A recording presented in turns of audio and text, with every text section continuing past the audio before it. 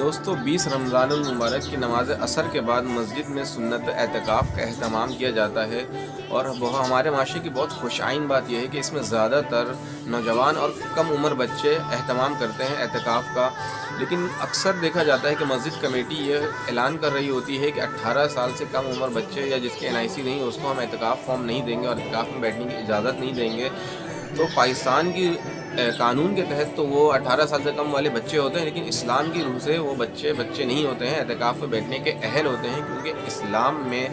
10 سال کی عمر کے بعد نماز فرض کر دیا جاتا ہے، اور کہا جاتا ہے اگر نماز نہیں پڑھتا ہے بچہ تو اسے مار کے نماز پڑھایا جائے، تو اسلام کی روح سے وہ بچہ اعتکاف میں بیٹھنے کا اہل ہے۔ لیکن ہمارے معاشرے کی بدقسمتی یہ ہے کہ ہمارے معاشرے میں اس نماز کا سسٹم کوئی رائج نہیں ہے۔ جب پیرنٹس خود نماز نہیں پڑھتے تو اپنے 10 سال کے بچے کو کہاں سے تلقین کریں گے کہ نماز پڑھی جائے؟ وہی بچہ صرف جمعے نماز پڑھنے آتا ہے اور 2 رکعت فرض پڑھنے کے بعد سلام پھیر کے چپل اٹھا کے باہر چلے جاتا ہے، تو ظاہر سی بات ہے اس بچے کو مسجد کے آداب و احترام کا نہیں پتہ ہوتا، مسجد کے تقدس کا نہیں پتہ ہوتا۔ لیکن جب وہی بچہ جب مسجد میں بیٹھ جاتا ہے اعتکاف کے لیے، اور اس سے بھی ایک المیہ والی بات یہ ہے کہ آج کل کے ہمارے بچے ماں باپ کے سامنے تو بہت شریف بچے ہوتے ہیں، ممی ڈیڈی ہوتے ہیں، لیکن وہ بچے ماں باپ کے بیہائنڈ جو ہے وہ گالم گلوچ بھی جانتے ہیں، لڑنا بھی جانتے ہیں، اور منشیات بھی استعمال کر رہے ہوتے ہیں۔ تو وہ بچے جب اعتکاف میں بیٹھ جاتے ہیں تو یہ ساری حرکات وہ اعتکاف میں بیٹھ کر رہے ہوتے ہیں، جس پہ کمیٹی اگر والدین کو بلا کے باپ کو بلا کر تلقین کرتا ہے کہ آپ کا بچہ ایسا کرتا ہے، تو باپ تسلیم کرنے کو تیار ہی نہیں ہوتا ہے،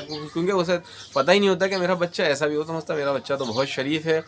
اس وجہ کر میری گزارش ہے ان والدین سے، اگر آپ اپنے 12 13 14 سال کے بچوں کو اعتکاف کے لیے بھیج رہے ہیں تو بہت خوش آئند بات ہے، لیکن آپ سے گزارش ہے کہ آپ زیادہ سے زیادہ وقت جو آپ کا فارغ وقت ہو وہ آپ مسجد میں گزاریں اپنے بچے کے ساتھ، کیونکہ آپ کا بچہ آپ کے سامنے شریف ہے، تو آپ جب تک مسجد میں رہیں گے وہ شریف رہے گا، وہ شرافت سے عبادت کرے گا، آپ بھی عبادت کریں گے، آپ کو بھی ثواب ملے گا۔ اگر میری بات کسی کو ناگوار گزرے تو معافی چاہتا ہوں۔ اللہ حافظ۔